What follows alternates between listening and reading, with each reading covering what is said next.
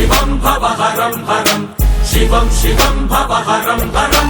शिवं शिवं भवहरं हरं शिवं शिवं भवहरं हरं नमामीश्वरं प्राणेश्वरं पंचभूतेश्वरं अनादीश्वरं आदीश्वरं सर्वकालेश्वरं शिवं शिवं भवहरं हरं शिवं शिवं भवहरं हरं शिवं शिवं भवहरं हरं शिवं शिवं भवहरं हरं నాలుగు దిక్కుల మధ్యన